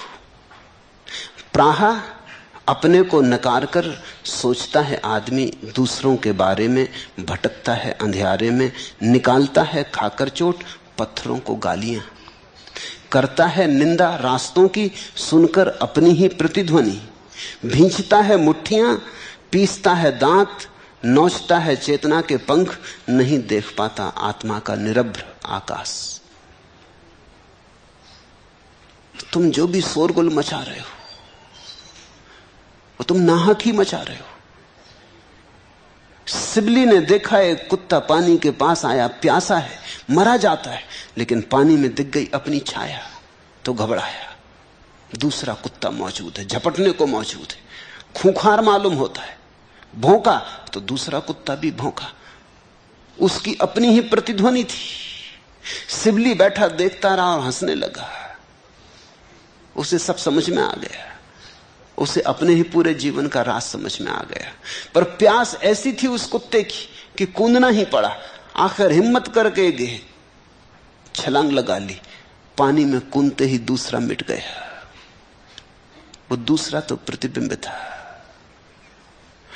जिससे तुम भयभीत हो वो तुम्हारी छाया है, जिससे तुम चिंतित हो वो तुम्हारी छाया है, जिससे तुम लड़ रहे हो वो तुम्हारी छाया है। हिंदी में शब्द है परछाई। ये बड़ा अद्भुत शब्द है। किसने गढ़ा? किसी बड़े जानकार ने गढ़ा होगा। तुम्हारी छाया को कहते हैं परछाई, पराई की छाया। कभी इस शब्द पे ख्याल किया? छाया तुम्हारी, नाम है परछाई। तुम्हारी छाया ही पर हो जाती, वही पर जैसी भासती। ठीक ही जिसने ये शब्द चुना होगा बड़ा बोधपूर्वक चुना होगा, परछाई। अपनी ही छाया दूसरी जैसी मालूम होती, उससे ही संघर्ष चलने लगता है। फिर लड़ो खूब, जीत हमारे हाथ नहीं लगेगी, कहीं छाया से कोई जीता है। शून्य में व्यर्थ ही कुछ तुम कुश्ती कर रहे हो।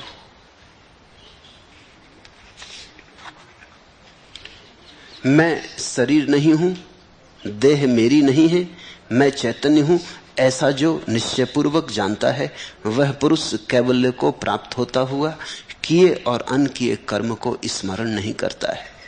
ना हम देहो ना मैं देहो, बोधो अहिमित निश्चयी, कैवल्य में संप्राप्तो न स्मर्त्य कृतम कृतम। अहम देह ना, मैं देह नहीं,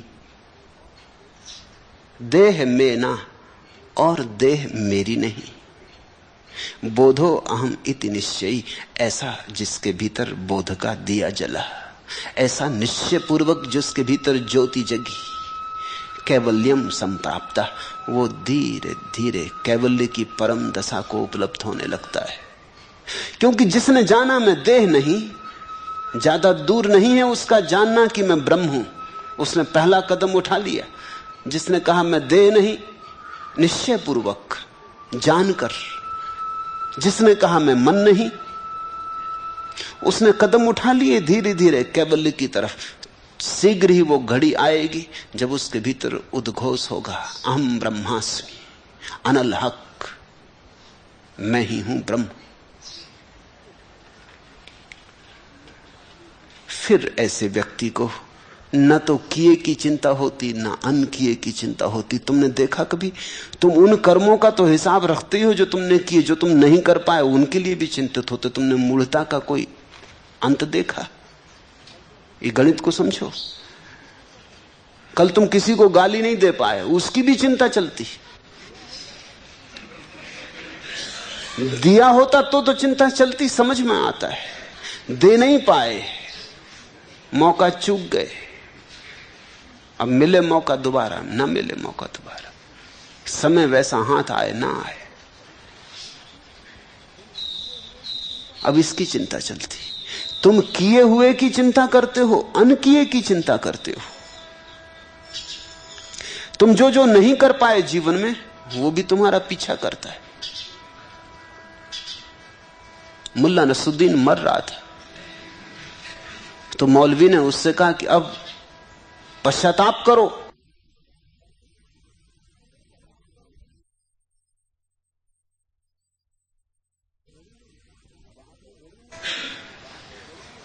अब आखिरी घड़ी में प्रायश्चित करो। उसने आंख खोली, उसने कहा कि प्रायश्चित ही कर रहे हैं, अब बीच में गड़बड़ मत करो। उस मौलवी ने पूछा, जोर से बोलो, किस चीज का प्रायश्चित कर रहा है? उसने कहा कि जो पाप नहीं कर पाए उनका प्रायश्चित कर रहा है। कि कर ही लेते तो अच्छा था, ये मौत आ गई, अब पता नहीं बचे कि ना बचे। अगर दोबारा प्रभु ने भेजा, मुल्ला नसरुद्दीन ने कहा, तो अब इतनी देर ना करेंगे, जल्दी जल्दी निपटा लेंगे। जो जो नहीं कर पाए उसी का पश्चाताप हो रहा है। मरते वक्त अधिक लोग उसका पश्चाताप करते हैं जो नहीं कर पाए।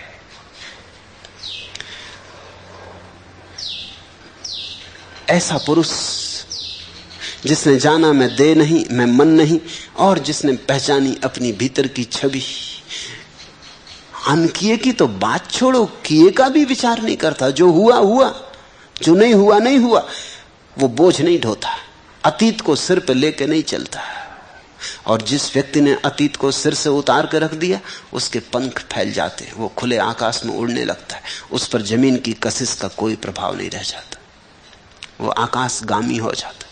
बोझ तुम्हारे सिर पर अतीत का है, और अतीत के बोझ के कारण भविष्य की आकांक्षा पैदा होती। जो नहीं कर पाए भविष्य में करना है, जो कर लिया और भी अच्छी तरह कर सकते थे उसको भविष्य में करना है। भविष्य क्या है? तुम्हारे अतीत का ही सुधरा हुआ रूप, साजा समारा। और व्यवस्थित किया। अब की बार मौका आएगा तो और अच्छी तरह कर लोगे। अतीत का बोझ जो ढोता है वही भविष्य के पीछे भी दौड़ता रहता। जिसने अतीत को उतार दिया उसका भविष्य भी गया। वह जीता शुद्ध वर्तमान में, और वर्तमान में होना परमात्मा में होना है। ब्रह्म से लेकर तृण पर्यंत मैं ही हूं। ऐसा जो निश्चय पूर्वक जानता है वह निर्विकल्प शुद्ध और शांत और लाभा अलाभ से मुक्त होता है। जिसने जाना कि ब्रह्म से लेकर तृण पर्यंत एक ही जीवन धारा है, एक ही जीवन का खेल है, एक ही जीवन की तरंगे, एक ही सागर की लहरें, जिसने ऐसा पहचान लिया तृण से लेकर ब्रह्म तक, वो निर्विकल्प हो जाता है। फिर किसका भय, फिर कैसी वासना, फिर कैसी अशांति, फिर कैसी अशुद्धि। जब एक ही है तो शुद्ध ही है, फिर कैसा लाभ कैसा अलाभ। अनेक आश्चर्यों वाला यह विश्व कुछ भी नहीं है, अर्थात मिथ्या है। ऐसा जो निश्चय पूर्वक जानता है वह वासना रहित बोध स्वरूप पुरुष इस प्रकार शांति को प्राप्त होता है मानो कुछ भी नहीं है। नाना आश्चर्यमिदं विश्वम न किंचिदिति निश्चयी निर्वासना स्फूर्ति मात्रो न किंचिदिव साम्यति इदम विश्वम नाना आश्चर्यम न किंचित। ये जो बहुत बहुत आश्चर्यों से भरा हुआ विश्व है, शांत हुए व्यक्ति को ऐसा लगता है कि सपना मात्र। ये सत्य लगता है तुम्हारी वासना के कारण। तुम्हारी वासना इसमें प्राण डालती, वासना के हटते ही प्राण निकल जाते विश्व में से। ये नाना आश्चर्यों से भरा हुआ विश्व अचानक स्वप्नवत हो जाता, माया जाल। इति निश्चयी निर्वासना स्फूर्ति मात्रा न किंचित न किंचित दिव्य साम्यति। ऐसा निश्चय पूर्वक जिसने जाना वह वासना रहित बोध स्वरूप पुरुष इस प्रकार शांति को प्राप्त होता है मानो कुछ भी नहीं है। ये सूत्र ख्याल रखना। रात तुमने स्वप्न देखा कि तुम गिर पड़े पहाड़ से, कि छाती पर राक्षस बैठे, कि गर्दन दबा रहे, कि चीख निकल गई, कि चीख में नींद टूट गई। नींद टूटते ही तुम पाते हो चेहरा पसीना पसीना है, छाती धक धक हो रही, हाथ पैर कप रहे, लेकिन अब तुम हंसते हो। अब कोई अशांति नहीं होती। अब न राक्षस है, न पहाड़ है, न कोई तुम्हारी छाती पे बैठा। हो सकता अपनी तकिया अपनी छाती पे लिए पड़े हो, या कभी कभी तो ऐसा होता अपने ही हाथ छाती पर वजन डालते हैं और लगता है कोई छाती पे बैठा। अब तुम हंसते हो। अभी तक जो सपना था सत्य मालूम हो रहा था तो घबराहट थी, अब सपना हो गया तो घबराहट खो गई। बोध को प्राप्त व्यक्ति, संबोधि को उपलब्ध व्यक्ति, जिसने जाना कि मैं स्फूर्ति मात्र हूं, चैतन्य मात्र हूं, चिन्ह मात्र हूं, वो ऐसे जीने लगता है संसार में जैसे संसार है ही नहीं, जैसे संसार है ही नहीं। है या नहीं है कुछ भेद नहीं।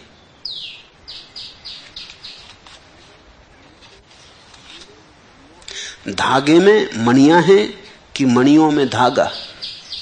ज्ञाता वह जो शब्द में सोया, अक्षर में जागा।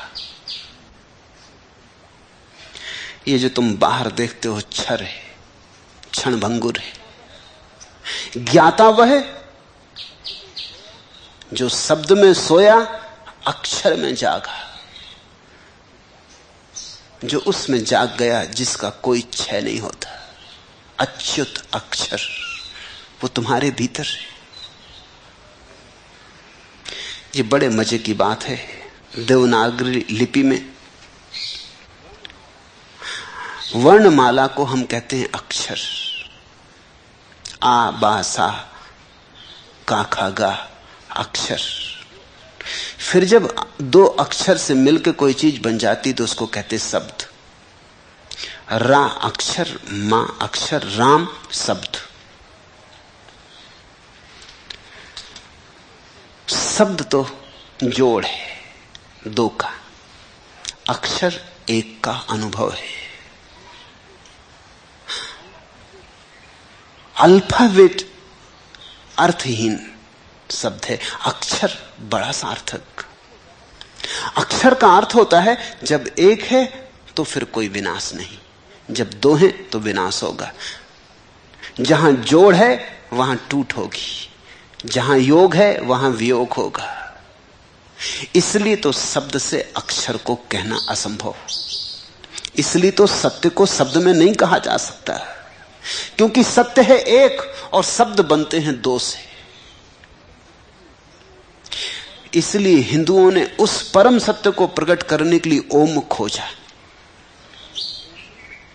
और उसको ओम नहीं लिखते। अगर ओम लिखें तो दो अक्षर हो जाएंगे, उसके लिए अलग ही प्रतीक बनाया ओम, ताकि वो अक्षर रहे, एक ही रहे। ऐसे तो तीन है उसमें, आ उ मा।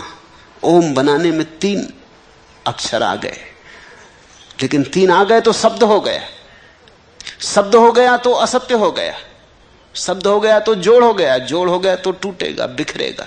तो फिर हमने एक खूबी की, हमने उसके लिए एक अलग ही प्रतीक बनाया जो वर्णमाला के बाहर है।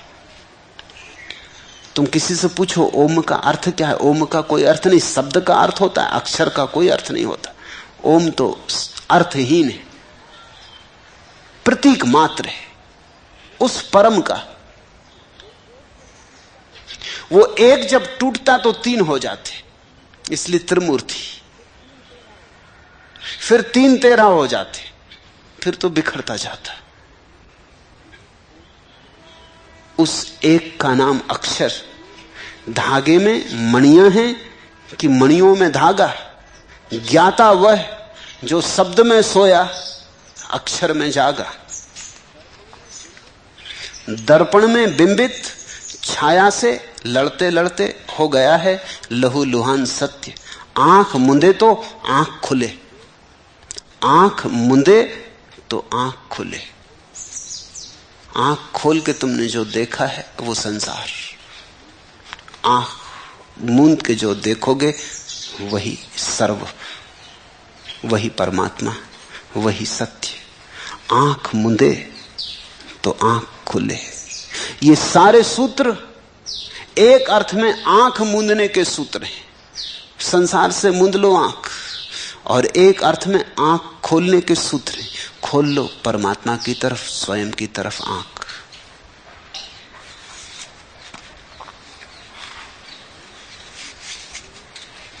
ये खाड़ियां, ये उदासी, यहां न बांधो नाव। ये देश और है साथी, यहां न बांधो नाव। दगा करेंगे मनाजिर किनारे दरिया के, सफर ही में है भलाई, यहां न बांधो नाव। फलक गवाह है कि जलथल यहां है डवाडोल, जमी खिलाफ है भाई, यहां न बांधो नाव। यहां की आबो हवा में है और ही बुबास, ये सर जमी है पराई, यहां न बांधो नाव। डुबो न दे हमें ये गीत कुर्बे साहिल के, जो दे रहे हैं सुनाई, यहां न बांधो नाव। जो बेड़े आए थे इस घाट तक, अभी उनकी खबर कहीं से न आई, यहां न बांधो नाव। रहे हैं जिनसे सनासा ये आसमां वो नहीं, ये वो जमी नहीं भाई, यहां न बांधो नाव। यहां की खाक से हम भी मुसाम रखते हैं, वफा की बू नहीं आई, यहां न बांधो नाव। जो सर जमीन अजल से हमें बुलाती है, वो सामने नजर आई, यहां न बांधो नाव। सवादे साहले मकसूद आ रहा है नजर, ठहरने में है तबाही, यहां न बांधो नाव। जहां जहां भी हमें साहिलों ने ललचाया, सदा फिराक की आई, यहां न बांधो नाव। हरिओम तत्सत। आज इतना है।